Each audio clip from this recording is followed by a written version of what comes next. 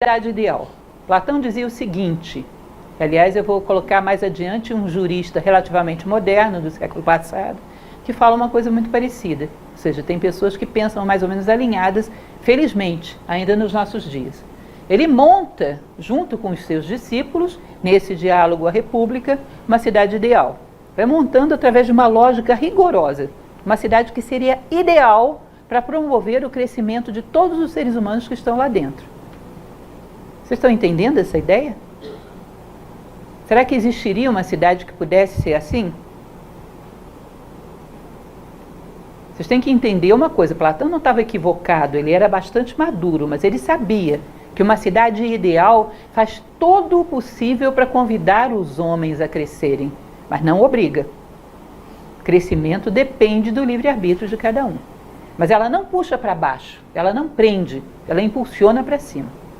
Porque crescer é difícil você querendo e a sociedade ajudando.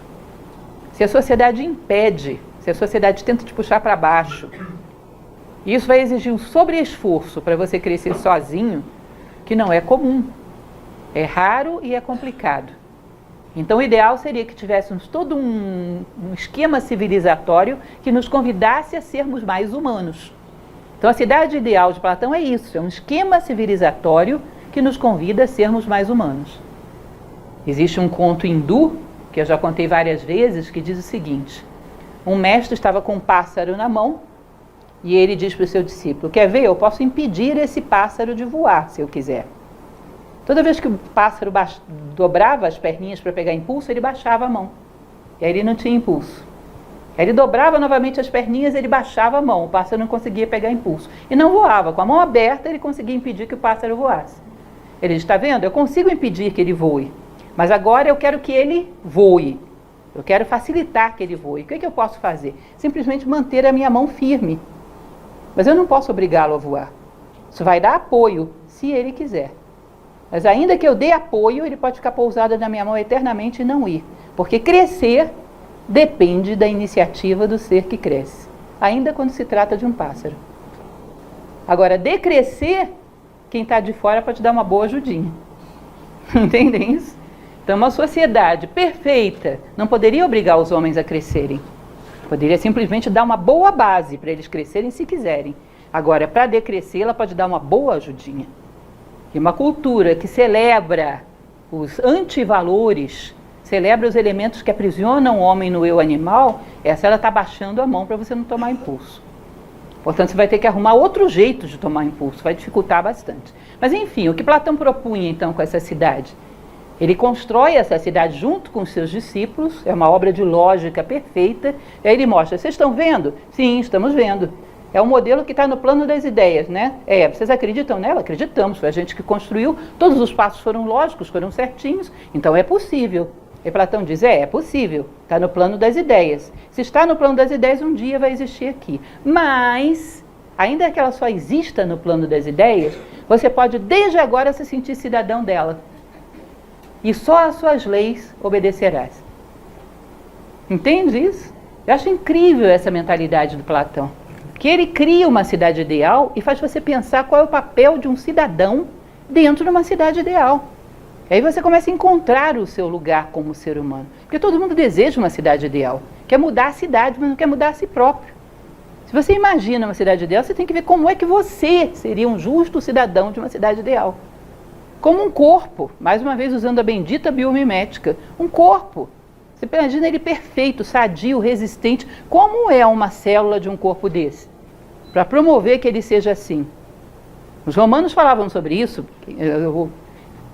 O bem da colmeia é sempre bom para a abelha. Mas o bem da abelha não necessariamente é bom para a colmeia. Perceba que a gente virou ao contrário aquela nossa noção de pacto social?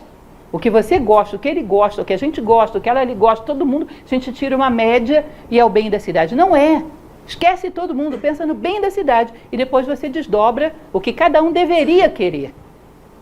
E vai educando as pessoas para perceber isso. Cada um deveria querer ser uma boa célula de um corpo sadio. Inclusive porque se o corpo morre, leva a todo mundo. Então começar do todo para a parte era típico do pensamento platônico. Uma cidade muito boa, como é que eu teria que me comportar lá dentro? Às vezes eu acho que a gente tem tanto medo disso que é por isso que a gente não deixa a cidade ficar boa. Porque quebraria tanto as nossas comodidades, os nossos caprichos, que é melhor ficar do jeito que está. A gente sofre, mas a gente faz tudo do nosso jeito. Entendem isso? Mais um objeto para reflexão, exercício para casa. Pensar se você não está boicotando. Reclama tanto de que o país não é bom, a cidade não é boa. Você não está boicotando um país bom e uma cidade boa a partir do momento que você percebe que se fosse muito bom, você teria que ser um cidadão muito bom e isso daria muito trabalho? Não, ninguém faz isso. Que malvadeza. Não é isso? Uma vez eu, pessoal aqui da Nova Acrópole, muitos anos atrás, eu dirigia uma escola e a gente ficava tentando trazer alunos, como é normal em todas as escolas. Aí eu falei para eles, a gente tem 100 alunos, imaginem que amanhã a gente tenha 500. Como é que seria a quantidade de aulas que a gente, voluntários, teria que dar?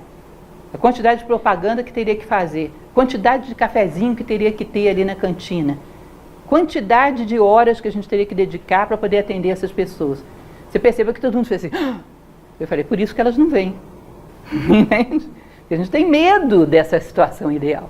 Que exigiria uma transformação tão grande, nossa, que a gente não está disposto a fazer esse sacrifício todo. Um país perfeito, eu teria que mudar tanto. Não, deixa para lá esse negócio de país perfeito, deixa do jeito que está. Mas você não fala, mas isso fica ali, no subconsciente. Tá? Porque eu não quero abrir mão do meu conforto. Então, meu ponto de conforto, não quero sair daí. Então, a gente faz que nem a Penélope. De dia tece e mostra a sua tapeçaria para todo mundo, diz que o mundo seria uma bela tapeçaria. De noite você vai lá e puxa o fio, que vai que fica pronto. Como é que eu faço? Assim? Bom, ninguém está dizendo não, mas eu acho que é. Reflitam e cabe protestos no final. O universo como um corpo, se a gente chegasse à conclusão de que o universo é um corpo, que é o universo, como já falei, versus uno, em torno do uno, é voltar a compor as células para formar um corpo. Da mesma maneira que a natureza compôs as células no nosso corpo, está compondo as células seres humanos, está compondo as células planetas, para chegar à unidade. Isso é óbvio, é o mesmo processo. Mais uma vez é a bendita biomimética. O que é acima é abaixo, dizia a tradição egípcia, o Caibalho. Se nós consideramos dessa maneira, vamos ter que perceber que qualquer projeto de vida nosso deveria considerar a unidade como fim.